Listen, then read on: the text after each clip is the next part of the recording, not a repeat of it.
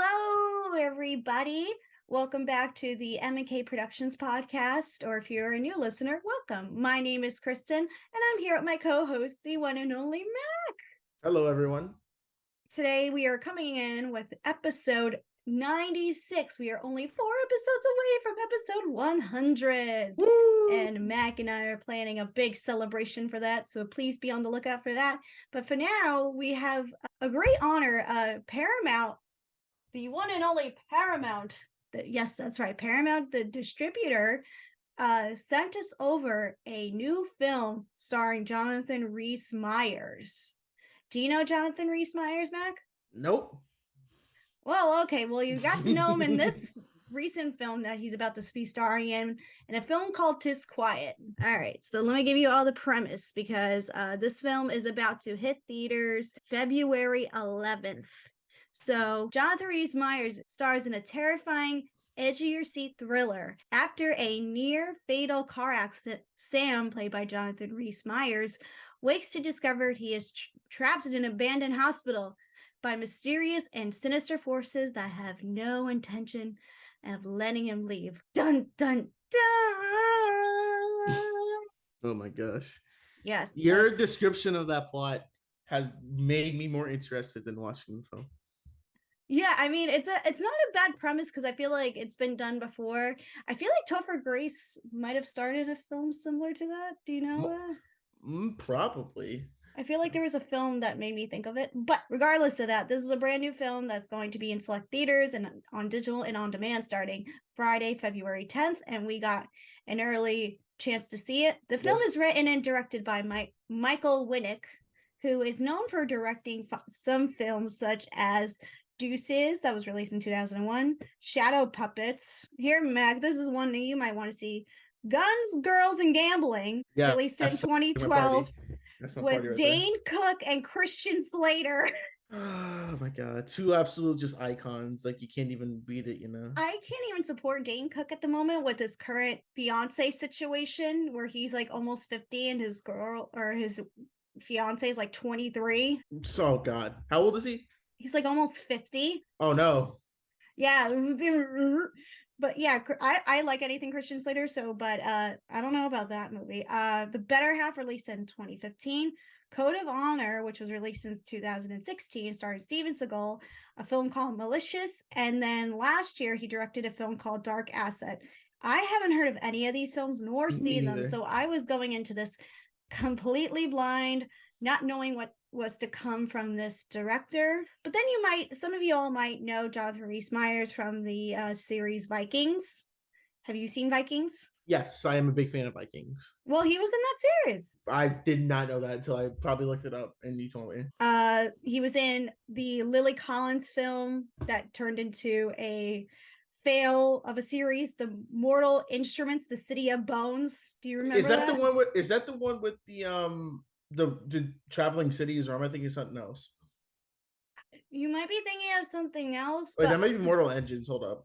Let me see. It might be Mortal Engines, because Mortal Instruments came out the same time as around like the Hunger Games. So it was like that book adaptation when it was like in 2013, when that was like all the hype of like, you know, young teen girls of like, oh, I see this, yeah, simping over like hunky stars. Oh my gosh. And then he was also no, what was that? I was looking at the cast, sorry. No, it's okay. And then he was also in a series called The Tudors, which I think it was on Stars. So I knew Johnathan Rhys Meyers, like I knew of him, and I just was like, oh, okay, I'll watch him in this. In the last few years, from what I was reading up on him and doing my research for this film, he's done a lot of like independent films over the recent years. We got to watch this film. First of all, let me ask you what you thought of it. Of Disquiet? Mm-hmm. Well, if I were to put your C movie find on Pluto TV at 10 p.m. at night on a Saturday night, I'd probably see Disquiet there. That's a good way to, because I feel like the plot, you describing it, was more interesting, because this movie is like, I feel like there's something there, but it just doesn't do enough to keep my attention. Like, I was utterly bored watching this movie.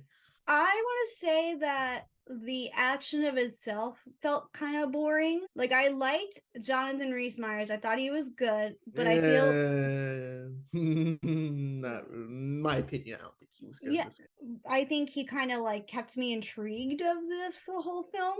But I will say, I think the rest of the stuff surrounding the film is what brings the movie down from itself.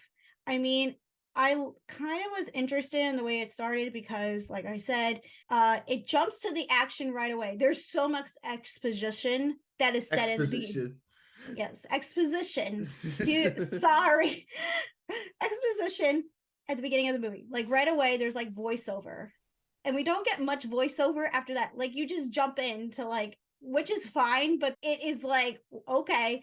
Like he says, like, I'm married. My wife has a baby on the way. He's like, I'm the startup of a big tech company. I'm like, okay, but we don't see any of his skills put to use in No. this film. But it just felt kind of unnecessary. If we just knew the stuff, like if he was like, the film started off with him in the car accident, I think it would have been fine. We didn't need like all the extra details we could have found out and been shown. You know what movie that reminded me the opening scene of? Remember that movie Brenda Song was in in Netflix, The Perfect Stranger? It kind of reminded me of that. I was like, man, I never thought I'd make this comparison in my Yes, entire life. yes, the one. Well, that's like, I guess you could say the maybe the concept of it was like similar, where she does not remember what is going on. I guess you could say that in the case of Johnathan Rhys Meyers, where he's trying to figure out what is happening, and Brenda Song trying to figure out what is happening. I don't know what was going on with that film either. I just remember Allstate guy being in it and it being like a Lifetime movie. Are you in good hands? Are you in good movies? Well, no, that's what the opening scene is like about, because it wants to be mysterious. And I'm like, you can have mystery in a horror movie, but if it's just so boring, I don't even know, then what's the point?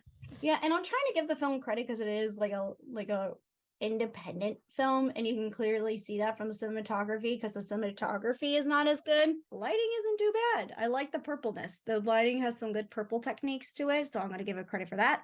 But the way that even the film opens, the text on the screen looks a little outdated, like the way they chose the font. Like, I'm being very nitpicky here.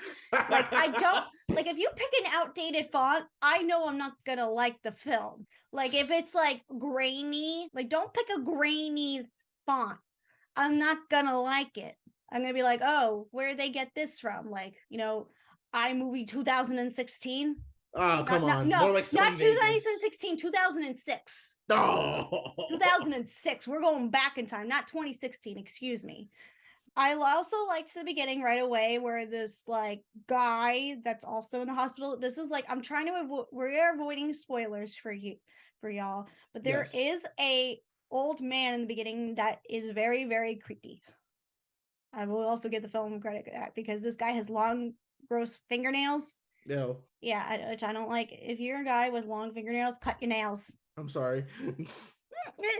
And then like, there was also another thing when I was watching this film. There was a nurse that was kind of dressed like the nurse from One Flew Over the Cuckoo's Nest. Yeah. Which I was like, okay, they had to draw inspiration from that. But then I was thinking to myself, what else does this film draw inspiration from? Because it's like a supernatural thriller horror film. But like you said, it kind of feels like a sci-fi original film. No, we're not talking about like Sharknado bad. This is like a It's whole not nother like, Sharknado bad. this is definitely like a sci-fi movie of the week. And it's like I said, the premise was good, and I don't think Johnathan delivers a memorable performance. I thought he was very flat. His one-liners were very annoying, and I just didn't buy him as a character. And it's just like, wow. And then like, I felt like a lot of the horror was a combination of psychological and trying to be like body horror shock, and it just didn't work for me.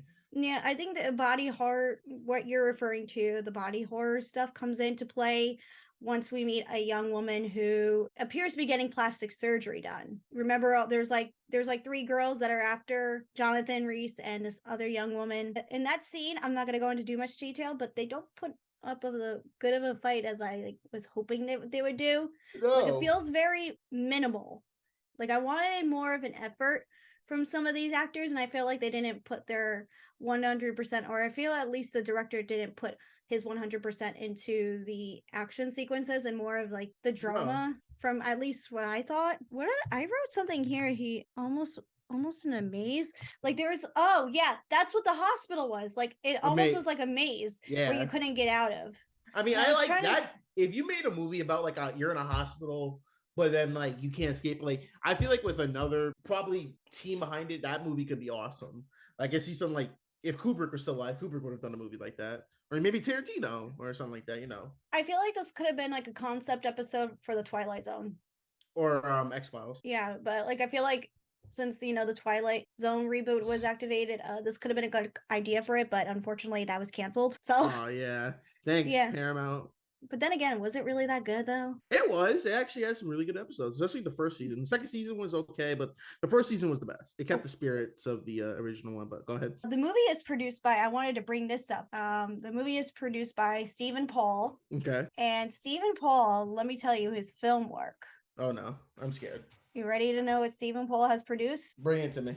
Okay. He is known, because I just want to hear you have a good laugh. He is known for producing Super Babies, Baby Geniuses 2. That is such a specific film to produce, and then you go from that Even to like... the first Baby Geniuses.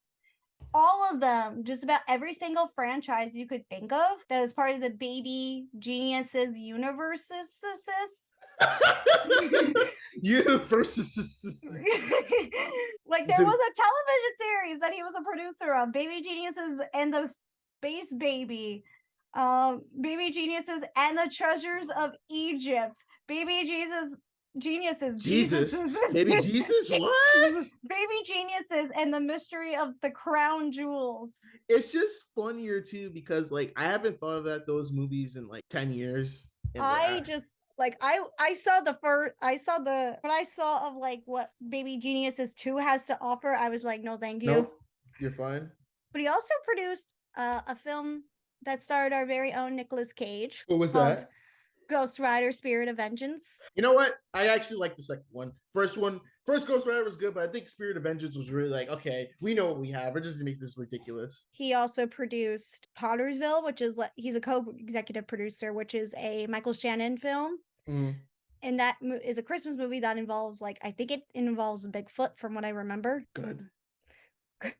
And then the last few years, he's producing a lot of like horror related stuff, like films like V for Vengeance, Vampire Father, Blind Ghost, Dollface, Righteous Villains, Red Devil, that looks like a horror film. I don't even know if it is, and Nun's Deadly Confession. Oh, and he also is a producer of the recent Ghost in the Shell. Oh, shit.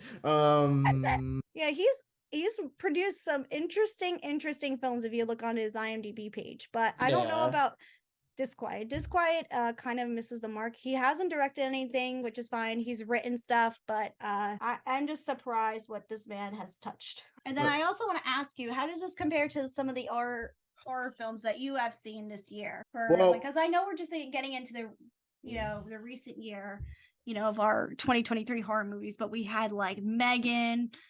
I guess Missing is considered more a thriller, but we'll throw that in there. And then we had Infinity Pool, which I haven't seen that, but my mom said you loved it. I dug it. It was pretty good.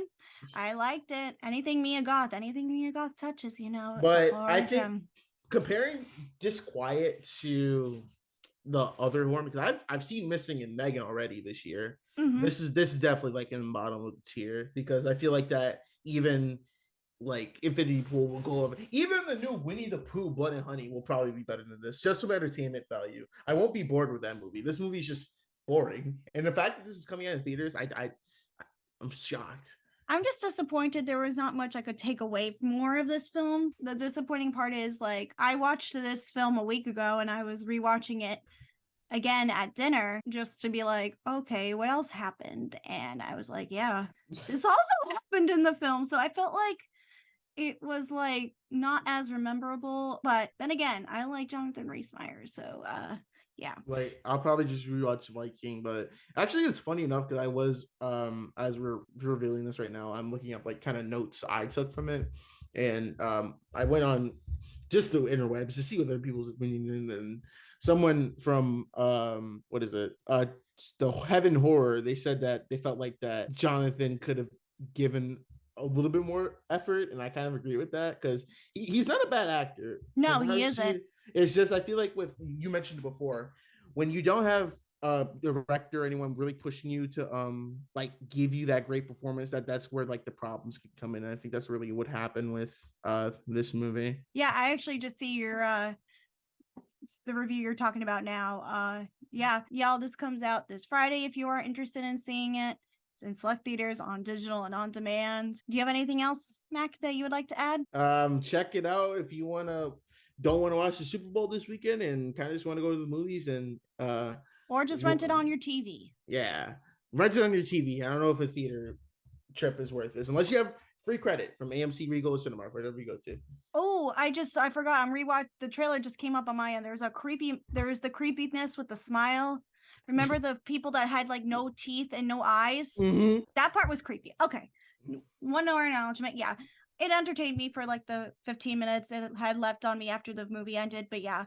Yeah, not as memorable, but if you're a Johnathan Rhys fan, just watch it for that.